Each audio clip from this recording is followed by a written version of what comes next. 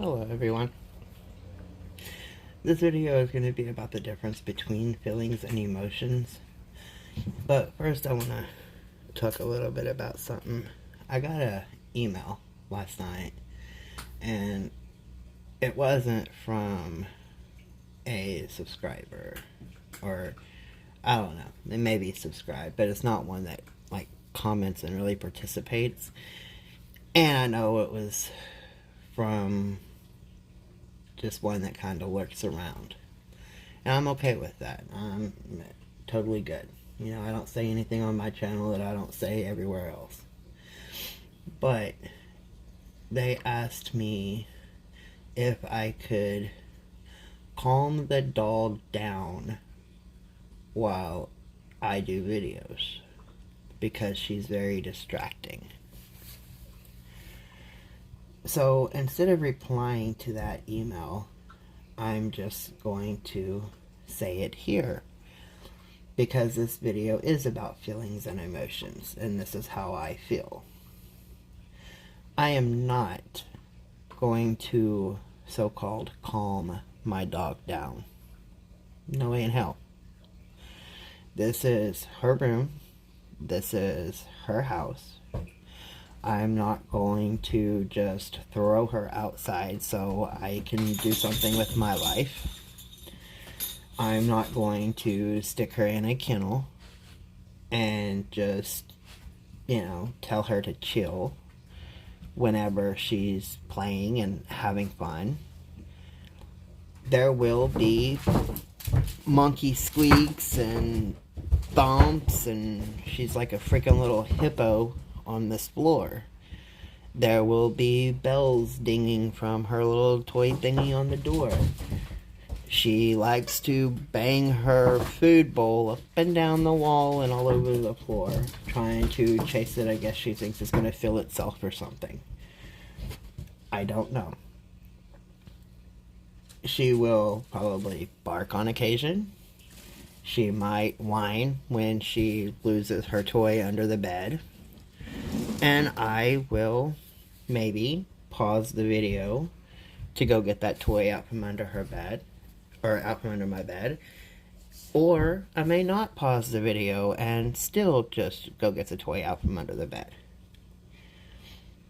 I am not changing her life because somebody that does not participate in this channel wants me to. There is a lot of stuff going on about animal abuse. I've got that petition up. You know, I'm not going to abuse my animal, and by abuse I mean locking her up and telling her to shut the hell up while I'm trying to do a video, just because someone thinks I should. Like that's not how I work at all. And if she is becoming, you know, a distraction or something in the background, most of the information that I cover in these videos, I do post links and stuff on my community tab. You know, places to get assistance, or, you know, PDFs to stuff I have found that I base my videos off of or whatever. So there is plenty of options as far as not having to hear a happy puppy in the background. Now, that is simply my feelings about it, because I do not want to mess up her feelings and her emotions. I do not want her to think that I have things going on in my life that she cannot participate in.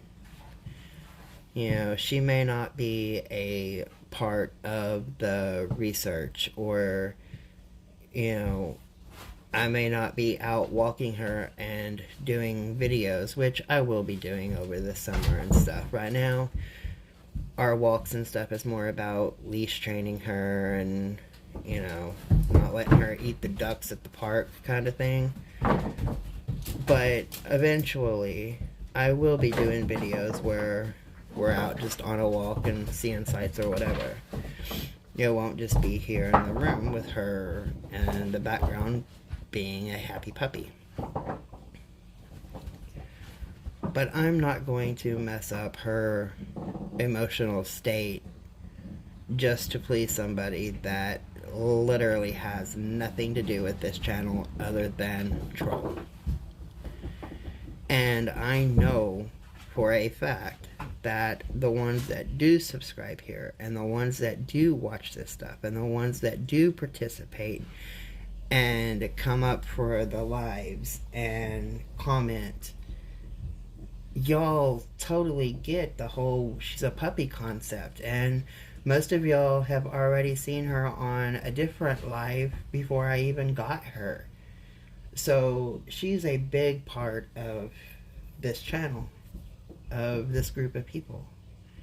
And that's the way it is going to stay.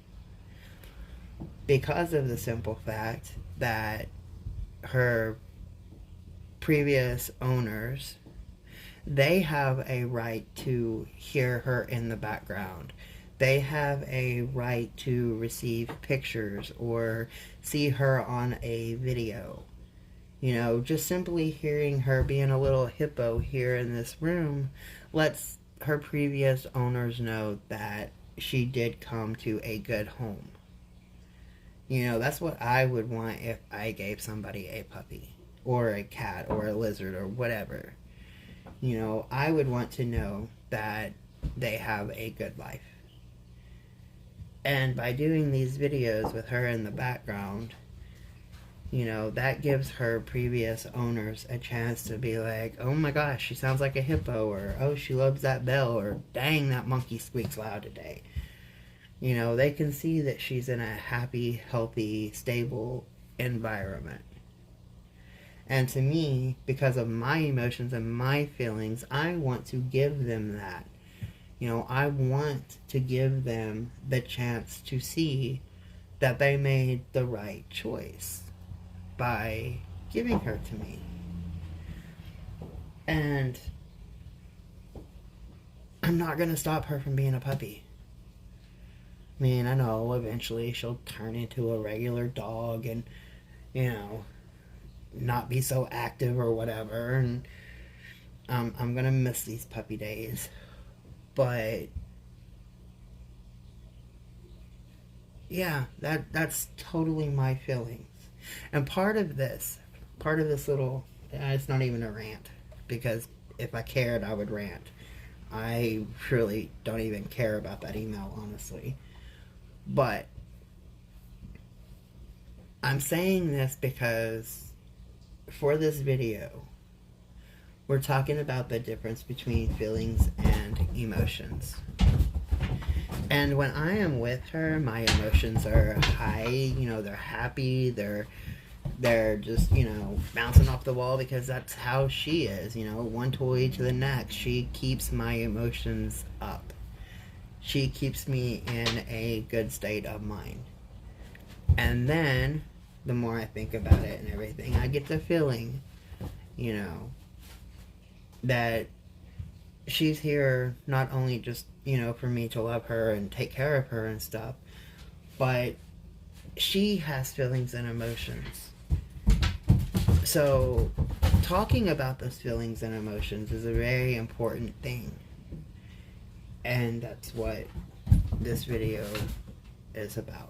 So this was the perfect video to bring that situation up. Okay, so now for the video information. And there she goes with the bells. Emotions and feelings are all traits we share as humans. According to an article in the publication Psychology Today, emotions are multifaceted experiences of internal subjective experiences, facial expressions, and psychological reactions.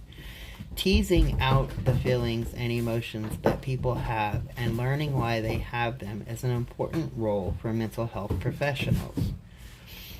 Those interested in exploring the difference between feelings and emotions and understanding the mind, human behavior, and strategic ways of helping mental health patients usually complete advanced programs of study, such as a master's in counseling. This education is necessary to understand the differences between feelings and emotions from a clinical perspective. But there is a lot of ways that we can learn to understand them just in layman terms, just us being human. We don't have to have a degree to understand our own emotions and feelings or the feelings and emotions of those around us. Many people use the term feeling and emotion as synonyms, but they are not interchangeable. While they have similar elements, there is a marked difference between feelings and emotions. Feelings, both emotional experiences and physical sensations such as hunger or pain, bring about feelings, according to Psychology Today. Feelings are a conscious experience, although not every conscious experience, such as seeing or believing, is a feeling, as explained in the article. Emotions, according to Psychology Today, can only ever be felt through the emotional experience it gives rise to, even though it might be discovered through its associated thoughts, beliefs, desires, and actions. Emotions are not conscious, but instead manifest in the unconscious mind. These emotions can be brought to the surface of the conscious state through extended psychotherapy. A fundamental difference between feelings and emotions is that feelings are experienced consciously, while emotions manifest either consciously or subconsciously. Some people may spend years or even a lifetime not understanding the depth of their emotions. And there is a range of emotions. Throughout life, humans experience many emotions. This range from emotions is impacted by such factors as their behavior, the culture they come from, and their previous traumatic experiences. How emotions impact behavior. According to a study published in Personality and Social Psychology Reviews, PSPR, emotion is a feedback system whose influence on behavior is indirect. While according to the PSPR study, the behavior is used to pursue or avoid anticipated emotional outcomes. Behavior also provides feedback and stimulating retrospective appraisal of actions, conscious emotional states, which can promote learning and alter guidelines for future behavior. How culture shapes emotions. According to an article from the Association for Psychological Science, APS, research conducted by APS fellow Jean Tsai at Stanford University shows most people want to feel more positive than negative. Yet the emotions that cause a positive experience are shown to change between cultures, according to the APS article. For example, the positive emotions that European Americans typically preferred were excitement and elation, while Chinese populations preferred calm and relaxation more. This difference is seen in media such as advertising, which utilizes the positive experience emotion to craft messages for maximum impact. And how traumatic experience impact emotions. Traumatic experiences impact emotions both in the moment and over the long term. According to Psychology Today, whatever the source, trauma leaves its imprint on the brain. For example, a study published in Neuroscience and Biobehavioral Reviews found a link between greater brain activity in areas that process fear and post-traumatic stress disorder, PTSD. According to Psychology Today, traumatic experiences impact our emotions, causing PTSD flashbacks, nightmares, and increased fear, anxiety, anger, sadness, and guilt. Learning the difference between feelings and emotions is a vital knowledge for any professional in the mental health field, but also for anybody who is not. It is important to understand the feelings and the emotions that lead to the behaviors of those around us. So on the next video, we will get a little bit deeper into this. Have a good day, everybody.